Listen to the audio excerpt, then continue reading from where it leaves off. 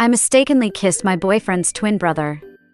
With our identities uncovered, he decided to go along with it. Unable to escape the fierce and passionate kiss, I accidentally bit his lip. He licked away the blood from his lip, smiling with an ambiguous expression. My brother and I share a special bond, sister-in-law.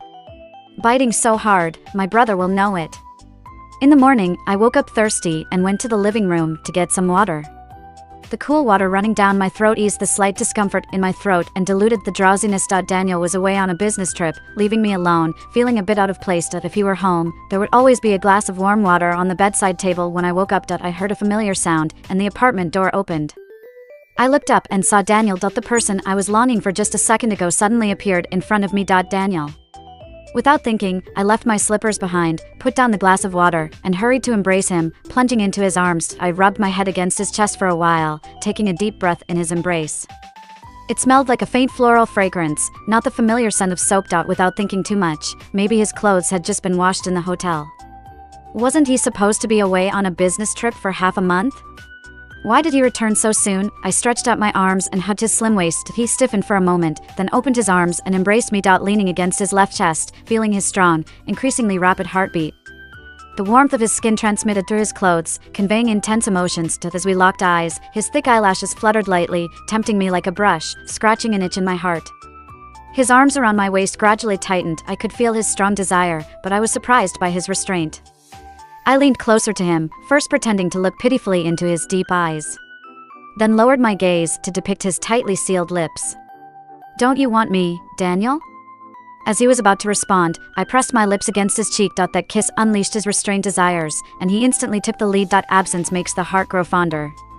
Today, Daniel's kisses were fierce and different from his usual gentle and patient teasing. We intertwined in a breathless and ambiguous embrace, my hands sliding into his hoodie, gently stroking his waist. On the lower right side, I felt a long scar protruding. Daniel didn't have a scar there.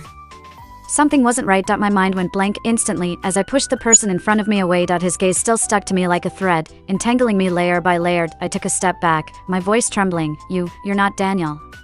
His eyes briefly cleared for a moment, then returned to a more dangerous and entrancing state. "But if I'm not Daniel, then who am I?" Staring at the face that looked exactly like Daniel's, my scalp tingled. Daniel never mentioned to me that he had a twin brother. But this situation, other than a twin brother, couldn't explain it. I cautiously raised my eyes to look into the man's eyes. They were like a predator staring at its prey, mischievous, lascivious, and determined. I tried to move my feet to get away from this unknown man, but he grabbed me and held me in his embrace. The fierce and passionate kiss struck again. My hands were controlled above my head as I bit the man's lip forcefully. The metallic taste of blood melted between our lips and tongues. The man rose slightly, rubbing my lips with his fingers. He licked away the blood from his lip, smiling with an ambiguous expression. "My brother and I share a special bond, sister-in-law." Biting so hard, are you afraid my brother won't know? My confused and tangled mind suddenly went blank. I looked at the man in a daze. The twin brother was a speculation I expected. This shared feeling. The man gently tucked my messy hair behind my ears, his voice tinged with a hint of dissatisfaction. "Didn't he tell you? He has a twin brother named David. The two of us share a physical bond." My heart was suddenly clenched, and I furrowed my brow. "How much can you sense? Do the sensations from different parts communicate with each other? Besides pain, can pleasure also be transmitted to each other?" David seemed to see through my thoughts, shrugged his shoulders, and blinked innocently. "Guessed." A sudden cold, then a heat. Even though I was fully clothed at the moment, there was a sense of shyness, as if I were completely naked. I really wanted to call Daniel to question why he was hiding David and the shared sensations. Caught in a dilemma, David's phone rang. He took out his phone, glanced at it, and smiled ambiguously. "It's my brother calling. Should I answer?" In the quiet, only the buzzing of the vibrating phone could be heard. My thoughts were like sinking into mud, struggling between answering and not answering, sinking into an endless abyss. So I answered. A familiar voice sounded on the other end. "David? Where have you been?" Not picking up the phone for so long, I nervously held my breath, while David remained composed, as sincere as a noble gentleman. He casually picked up a strand of my hair, wrapped it around his fingertip, and played with it, teasing the cat. "Huh? Your mouth must have just been scratched by the cat, right?" Daniel's guess just made me exhale in relief, but David's response once again made my heart race. "No, it wasn't." I gripped David's hand tightly, furrowed my brow, and wordlessly shook my head at him. His slender fingers tapped at the corner of my lips, took the phone further away, and whispered softly in my ear, "Give me a kiss, and I won't tell my brother that you mistook him for someone else." If looks could kill, David would have been reduced to ashes by now. A despicable man, taking advantage of my confusion to engage in blackmail. How did my mouth suddenly hurt just now? It was both painful and pleasurable. Could it be? Stop guessing. Before Daniel could finish speaking, I tiptoed and planted a kiss on the side of David's face. David turned his head, and our lips briefly touched before pulling away. He smiled contentedly. Got bitten by the cat. Were you fighting with the cat for food? The cat was so eager it bit your mouth? No, it was a dog. Daniel, unaware of being called a dog, ended the call with a heartfelt warning. Why is there another dog in the picture? You're getting more and more perverse. Be careful in the future. Don't always make me suffer with you. The call ended, but my nerves remained tensed. The two brothers were so close to each other. Why did Daniel hide all of this from me? Doubts shrouded my mind in a thick fog, unable to be dispelled. As my thoughts sank, David grabbed the back of my neck and gave me a passionate, moist kiss. A storm of emotions once again raging. I sat weakly on the shoe bench in the entryway, greedily breathing in the air. Through the disheveled strands of hair, I saw David pacing around the apartment as if patrolling his territory. Why are you still here? This is my brother's house, and mine too. Shameless. My cat followed him excitedly, meowing and seemingly introducing himself to him. While Kitty was usually aloof, he seemed particularly fond of David. He picked up Kitty, playing with his chin. Kitty purred in David's arms, settling comfortably in a position. He looked down at Kitty for a while and asked calmly, "How did you meet my brother?" Like a mistress who couldn't wait to inquire about the original wife. What does it have to do with you? Listen to your beautiful love story with him, then. David's eyes darkened, with a hint of imperceptible anger in his tone, indicating for everyone to stay in their place. This absurd drama couldn't continue. I spoke seriously, trying to wake him up. There's no room for a third party in love, David. Don't tread further on the wrong path. Fine, sister-in-law. If you say I'm the third party, then I am. David sighed helplessly, spouting a series of twisted reasoning. If someone else is the third party, I'll berate them for being so willingly debased. If a relative or friend is the third party, I'll advise them not to get caught. But if I am the third party, then this relationship is definitely heaven-sent providence. Caught in David's unusual thought processes, I was momentarily speechless. Just like Daniel, with the same genetic makeup, not sure where things went wrong. In a quiet room, only Kitty's meowing could be heard, seemingly cheering for David. That little ungrateful cat. Back when Daniel rescued it from under the car, he used to clean up its litter every day, but it never showed this clingy side. Kitty was the matchmaker between me and Daniel. I still remember it was a bitterly cold winter day. When the sunlight was scarce, some stray cats and dogs would seek warmth under cars. Kitty happened to get stuck under Daniel's car, helplessly meowing. No matter how we called and lured, it refused to come out. Despite being extremely worried, poverty prevented me from taking immediate action. I called the car owner, and that's how Daniel barged into my life. He was dressed lightly, yet his tall figure was striking. His eyes and brows had a strong sense of attack, impressing at first sight. "Hello, I just mentioned over the phone that there's a cat under your car." The frozen snow turned into dirty, scattered ice remnants on the ground. Ignoring it all, Daniel lay down without a word and slid under the car swiftly due to his light clothing. He soon pulled the little cat out from under the car. It was a calico. A cross-species hero saving the beauty. The cat found warmth and nestled in Daniel's arms, looking pitiful. Daniel exhaled a breath of white mist, his voice trembling. The cat is not injured.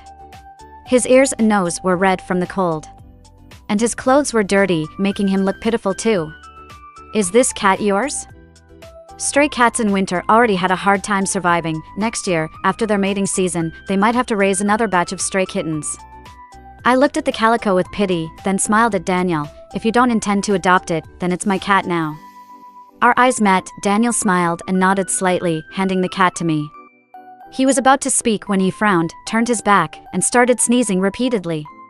Seeing him covering his nose and motionless, I suppressed a smile and kindly offered him some tissues. "Thank you." His voice completely off-key. When Daniel turned back, his eyes were moist, like the mist in a valley, his hands slightly trembling in the cold air, with cold pink on his knuckles. Seeing him pitifully, it made one forget the earth-shattering sneezes just now. "It's cold, you should go back now." I smiled encouragingly, urging him, "I'll tell you about the cat's condition later." Another huge sneeze interrupted his goodbye. Red cheeks, perhaps from the cold, perhaps from embarrassment. He walked home, looking back 3 times, until he entered the neighboring unit. The cat also bid farewell with a reluctant meow. It was still very cold outside, but a warm tide surged in my heart. I stroked the cat's head, speaking softly, "We will meet him again." "And then?" David asked with a smile but clenched fists, asking through gritted teeth. "And then?"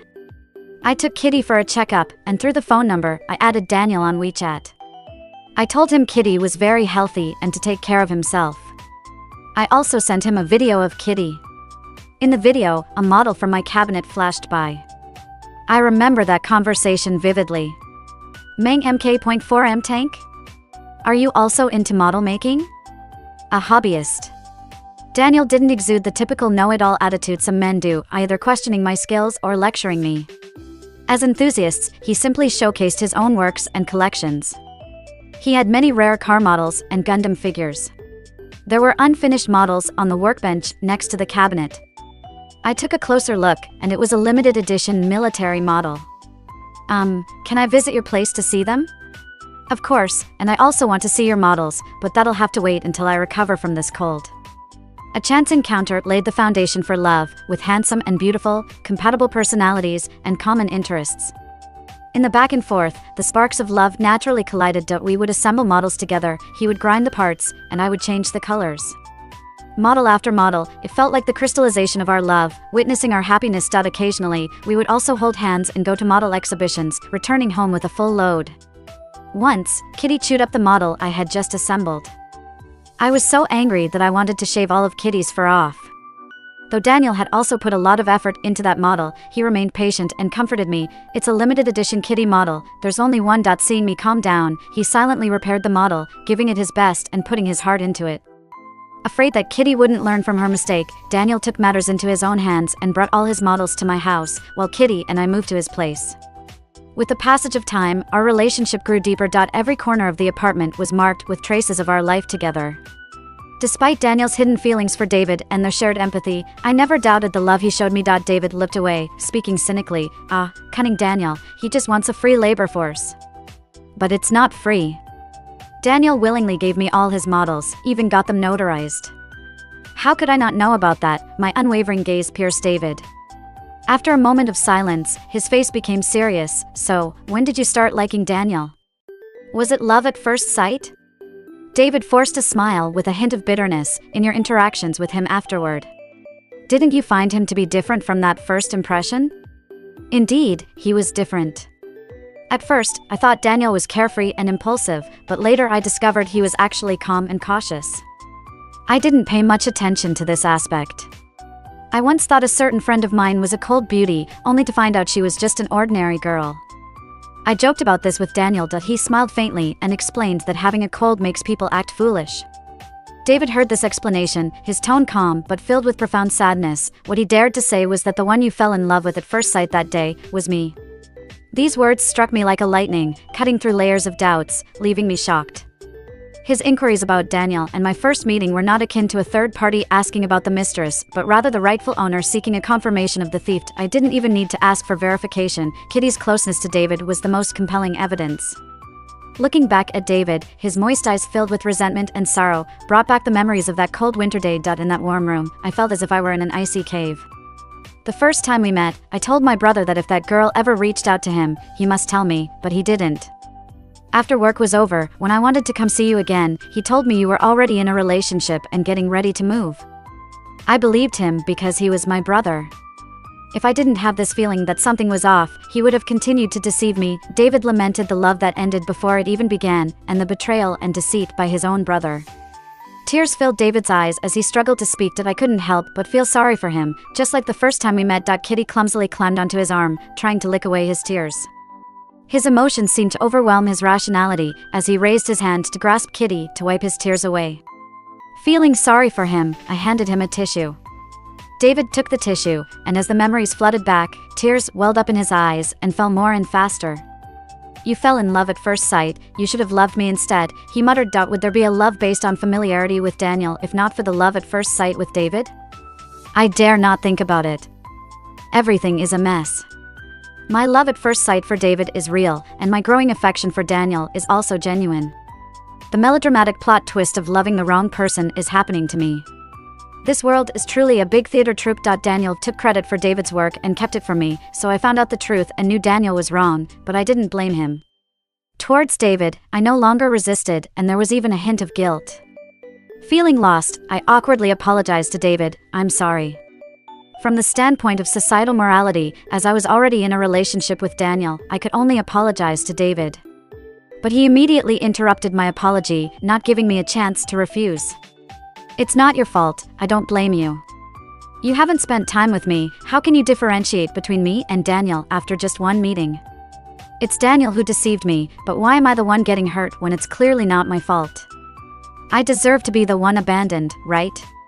"No." In the silence, David suddenly looked pained, furrowing his brows and tightly clutching his chest. "What's wrong? Are you okay?" I asked with concern. I approached David with worry, concerned about his physical condition and simultaneously anxious about Daniel, with whom he shares a connection. Was David feeling heartache due to sadness, right in front of me? Or was Daniel, far away, experiencing palpitations due to exhaustion, feeling my presence closing? David's brows relaxed, his eyelashes fluttered, and he opened his eyes, a hint of cunning in them. He took my wrist and pulled me into his arms, gently smelling my hair. And asked in a muffled voice, "When I felt pain just now, were you worried about me or my brother? Mocking me?" I struggled to break free, grumbling impatiently, "I'm not worried about either." The more I struggled, the tighter his embrace became, like intertwined vines that were difficult to separate. "I don't believe you. You are clearly in a dilemma, which shows that your heart is not completely filled with Daniel, but also with me. This is my bargaining chip in competing with him." "You're only dating, not married," he said in a cocky tone. I was sure that even if I were already married to Daniel, he would still dare to probe. As his whispers reached my ear, like a demon's invitation, he suggested, "He is dishonest in his emotions, not sincere, so we are not loyal to him, this is fair. After distinguishing between me and Daniel, you can be certain of who you prefer, right? Try it with me, okay?" As I furrowed my brow, trying to understand his words, David held my head and gently tilted it for me to nod in agreement. Shamelessly audacious. Anticipating my reaction, he silenced me with a kiss. My rationality crumbled under the assault of his lips and tongue. Confident in his charm, he gazed into my dazed eyes and whispered, "Don't be afraid, it's only for a few days. My brother is still on a business trip, he won't find out." Tears soaked the corners of his eyes, the blush hadn't faded, adding a touch of charm to his exquisite face, captivating those who gazed upon him. Daniel and David looked identical, but their characters were completely different. One reserved, the other flamboyant. In my relationship with Daniel, it was like I was causing a scene while he just laughed it off. He tolerated my temper, always calmly ending every one of my tantrums. No matter how outrageous I got, he never got upset, just blushed and indulged my teasing. David, on the other hand, was a troublemaker, much like me. If I went crazy, he went crazier. If I caused a scene, he caused a bigger one. It was easy to tease him, but he often turned the tables on me, saying all sorts of nonsense, without shame or embarrassment. He was mischievous and loved to stir things up. For example, during a video call with Daniel, David outside the camera frame was restless, always trying to compete for my attention with the Daniel on the screen. Feeling unwell? When Daniel asked, David slightly restrained himself, casually pushing Kitty into the frame. He made mischief, then let me blame Kitty for it. "See, Kitty hasn't been behaving lately." Daniel seemed to be looking at me, but also at Kitty, with a meaningful tone. "Is that so? Misbehaving children need some discipline." He considerately ended the call and advised me to rest early. After hanging up, I confronted David, who first pretended to be pitiful and apologized sincerely, letting me scold him. But when I calmed down a bit, he cheekily came close, acting silly and pretending to make amends. David effortlessly pulled me into his embrace, his gaze half serious, half playful. "My brother thinks you're unwell, so as compensation, I'll give my sister-in-law a checkup." My cheeks flushed, and I pushed his shoulder forcefully, but he didn't budge. "Stay away from me, and I'll be fine. Got it?" But before Emma could finish her sentence, afraid he might say something improper, I covered his mouth with my hand. David smiled mischievously and gently kissed the palm of my hand. Despite the silence, his hands didn't stop moving. "David, are you ever going to stop?" Breaking free from my grip, David was about to reply when the sound of the door lock verification echoed. In an instant, my heart raced, and my body stiffened.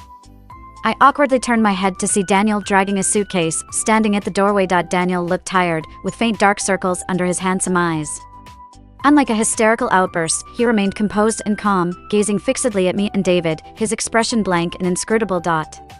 David's momentary embarrassment gave way to careful attention as he tidied up my slightly disheveled clothes, stood up slowly, and provocatively smiled at Daniel. "Brother, you're back so early?" Daniel lowered his eyes, calmly entered the room, ignored David, and opened the suitcase. Inside were a few pieces of clothing, with the rest filled with local specialties and a limited edition car model. I remembered asking Daniel before his business trip why he needed such a large suitcase for just a few clothes. Now I understood, he was bringing gifts for me. He took out each item from the suitcase. "These are sweet and spicy, you'll love them. These plums are delicious but cooling, so don't eat too many. This car model is from the exhibit. I remember you were missing this 1 hour 64-minute series, and it took me ages to get it." Daniel's lips curved into a faint smile. "Daniel," he raised his head and asked cautiously, "What's wrong, Emma? Do you not like these gifts?" I glanced at David sideways, then looked back at Daniel, with 1,000 words stuck in my throat, unsure where to begin. After being apart for so long, don't you miss me? Daniel stood up and opened his arms towards me. "I'm so tired, can you hug me for a while?" I hesitantly took the first step towards him, and he walked towards me with satisfaction, gently embracing me. Surrounded by the familiar scent of soap, my nose tingled slightly. He held me tightly, silently rubbing my head. As I lifted my head from his embrace and looked into his eyes, I saw him staring at David, his gaze filled with complexity. It was a mix of anger and mourning towards the intruder, as well as confidence and composure from the protector. Sensing my gaze, he lowered his eyes to meet mine. "We can discuss our situation later. For now, we need to get rid of this third party that's ruining our relationship." Every word carried a hint of anger. David exploded like a firework. "Only the unloved become the third wheel. What are you trying to prove here, Daniel? If Emma doesn't like me, would I have a chance to be the third wheel? If you think it's wrong for me to be the third wheel, then break up with Emma and give her to me, so I don't have to be the third wheel. Since Emma likes me, you are the third wheel. Isn't that funny? We love each other. What's your problem?" An invisible tension filled the room. Both sides were on edge, and my gaze wandered back and forth between them, feeling lost and confused. Emma is still young, she's bound to make mistakes in love, but she loves me the most. Daniel's eyes were stern, his voice serious. "If you truly care about her, you should leave on your own accord, instead of making her feel conflicted." David sneered, crossing his arms mockingly. "Are you, this immoral person, trying to morally blackmail me? It was you who stole Emma from me. If you still have a conscience, you should apologize to me and give Emma back to me. I once said, I would give you anything, even the stars in the sky, but not Emma." Every word they exchanged was like a piercing arrow, hitting each other at their weakest spots, with no regard for each other's feelings. Once as close as brothers, now jealous and fighting over me, they were on the brink of breaking their bond because of me. Afraid of getting pulled deeper into their conflicts, I decided to bury my head in the sand. "I'm tired, I'm going to bed first." As I closed the bedroom door, I left myself stuck in between them. Under the covers, perhaps due to lack of oxygen, or just exhaustion of the heart, I soon fell into a deep sleep. Even in my dreams, I couldn't rest peacefully, feeling like my body was being fought over, torn apart by two people. My soul felt like it was being torn back and forth, almost shattering in the air. I was awakened by the sound of Kitty scratching at the door. Taking a deep breath, I quietly got out of bed, cracked open the bedroom door. And Kitty immediately slipped in, timidly snuggling up next to my feet. Through the crack in the door, I saw David and Daniel both curled up on the floor, holding their stomachs and wincing in pain. They both had bruises on their faces. I didn't know who started the fight, but because of their shared feelings, they were both feeling miserable. The conflict had escalated to the point of physical violence. Despite feeling the same pain, they were both determined to fight each other. I picked up Kitty, opened the door, and slowly walked out of the room. They turned to look at me with hopeful eyes, seemingly waiting for my comfort and pity. But I knew that if I approached one of them first, the other might be driven to madness with jealousy. In that case, I would rather not choose either of them. I rummaged through the cabinet and placed the medicine box on the coffee table. I wanted to be alone at home, so I told them not to come bother me. The two identical faces displayed the same expression of pain. The drooping eyes and furrowed brows were indistinguishable.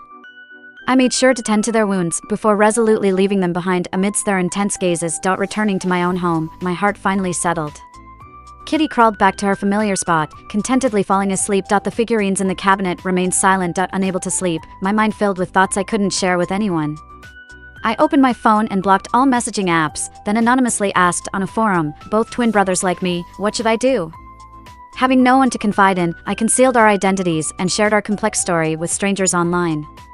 As I stayed at home these past few days, people started responding one after another. I suggest the three of you give it a shot, it seems fitting. Having two identical boyfriends, why settle for both? Since you've experienced both, dump them and find a new man. This real-life version of love triangle literature is interesting. Count me as a shipper. Having two partners at the same time isn't illegal. Keep one in the left chamber of your heart and one in the right. Keep them both. Everyone's time is precious. Don't send such a long message without paragraphs. Regardless of gender, having multiple partners is despicable and trashy. Your behavior is no different than those rotten cucumber male leads. These two guys are also despicable and not clear-headed. Thanks to the previous answers, I now realize that in the eyes of those rotten cucumber male leads, it's thrilling to see two people vying for their attention. Are they fighting over you as if you were an object or resource? Apparently, they haven't considered your feelings. If they put themselves in your shoes, they should learn to coexist peacefully and take care of you together. In any case, I'll be waiting for the follow-up here. The level of tolerance in this society still surprises me. Can three people coexist peacefully? This is not something I can control alone. Daniel and David, blood brothers, had a fierce fight. Whether they could reconcile remains uncertain, especially with me added into the mix. Will there be any peace in daily life then? Stop. After experiencing a twisted love affair, it is difficult to return to normal emotions, almost like sinking deeper when struggling in a swamp. My moral bottom line seems to be getting lower, as I am actually considering the idea of living with two other people. A triangle has stability, but a love triangle does not. Moreover, if I really choose a love triangle, I won't be able to bear the gossip of society. It's unnecessary to create unnecessary trouble for myself over emotions. Thinking to this point, my mind clears slightly. It seems that I have been trapped in emotions for too long, forgetting that there should be other melodies in my life. For example, getting involved in stray animal rescue work or visiting exhibitions in other places. Just when I was planning a short escape in the future, I noticed Kitty in the corner and the model in the cabinet. Their shadows are present in my thoughts. Perhaps my lack of love experience is the reason why I can't forget about them. I want to try new things, meet new people, and start a new life. I lock the cabinet, leave Kitty in a reliable pet shop for long-term fostering, and start traveling. In each new place, with a group of strangers, I climb mountains, explore the sea, and feel the vastness of the world. All worries scatter with the wind and fall on the road. In a small town, I meet someone who resembles Daniel and David, like blood brothers from different parents. This person is a local bookstore owner. As I hurriedly sketched in the bookstore, I saw this familiar face, and my heart skipped a beat. Perhaps, I simply like this face. His character is a mix of Daniel and David, neither overly exuberant nor too stable. A common trait between Daniel and David is their reluctance to interact with others. As a businessman, the bookstore owner is as warm and gentle as a spring breeze in his dealings with people. I ordered a cup of coffee from him. The latte art depicted a cute little cat. At just one glimpse, it reminded me of Kitty. Without any special instructions, the coffee was made to my taste with extra milk. I squinted in satisfaction, watching the busy figure of the owner. In a daze, it seemed as if I saw Daniel and then David. After days of constant travel, my eyelids grew heavy, and I felt drowsy. In my dream, like a flat boat, I drifted on the boundless sea. Strangely, the sea waves were scorching, and the steaming heat made breathing difficult.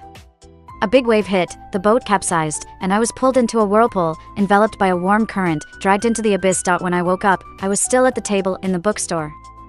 I was dressed neatly, feeling a bit of a headache, but otherwise fine. The bookstore had already closed, and the customers had all left, leaving only a lamp on at the counter. Sorry, I slept for too long. The owner smiled and shook his head. It's okay, you are welcome to come back anytime. Do you need me to take you back to your hotel? No, thank you. He jingled the car keys. It's very late, and the bookstore is a bit isolated. I'll give you a ride on my way. It was the third day the owner gave me a ride, holding my hand and lightly kissing the back of it. I accepted this brief romance during the trip, categorizing it as a fleeting encounter in a mundane small town. On the fourth day, he still held my hand and lightly kissed the back of it. You already confessed your feelings yesterday, Mr. White. He smiled gently. That was different. I was puzzled for a moment, wondering how it was different. As we parted ways, I leaned in and kissed him. He was slightly surprised, but then took the lead, deepening the kiss. I glimpsed the rush of emotions beneath his gentle demeanor.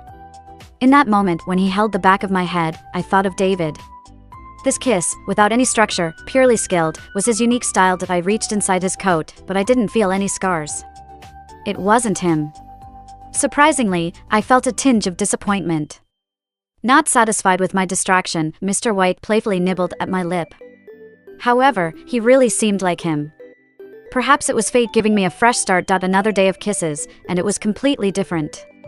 It was careful, teasing, deliberately matching my pace. Holding my hand tightly, gradually progressing, it was the little actions when Daniel kissed me. Something was wrong. After observing a few times, I noticed that Mr. White's emotions and personality were stable every day, except during the kisses, one day dominating, the next gentle. Once again, when I fell asleep in the bookstore, I struggled to open my eyes just a sliver. My vision was blurry, but I could feel myself lying in bed, with two people beside me. On the left was a handsome face, and on the right was an identical handsome face. Even in my foggy state of mind, I could understand what was happening. Daniel and David were playing the same person. To avoid any flaws, David even underwent scar removal surgery. Mr. White, they both imitate each other's personalities based on their own characters.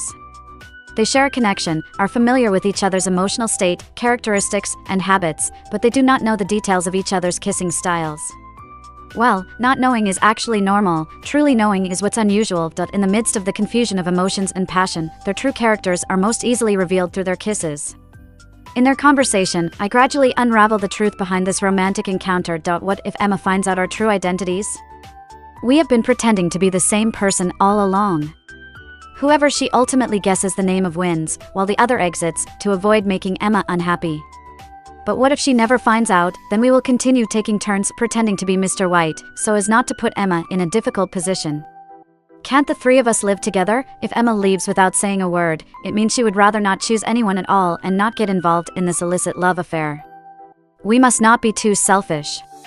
Hopefully, Emma won't find out, so neither of us needs to exit, and Emma won't become a subject of gossip.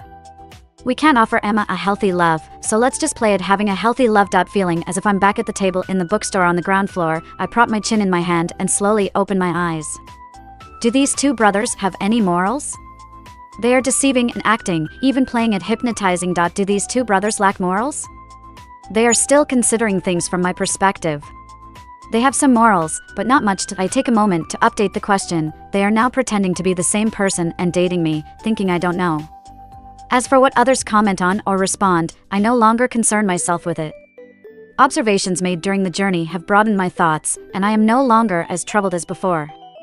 Things that the parties involved don't mind, others can't say anything about. In life, there aren't that many spectators. If the new life cannot avoid involving these two people, then so be it. Now I am even more curious. If I continue to pretend not to know and force a proposal, how will these two brothers react? Will they have to date for a lifetime? That's not entirely impossible. The truth will eventually come to light. Being too clever can lead to accidents. I am eagerly looking forward to the day they are exposed. Come on, Emma, I'll walk you back to the hotel. Following behind him, I smile mischievously. Today, is it Daniel or David? The answer is clear when we part with a kiss.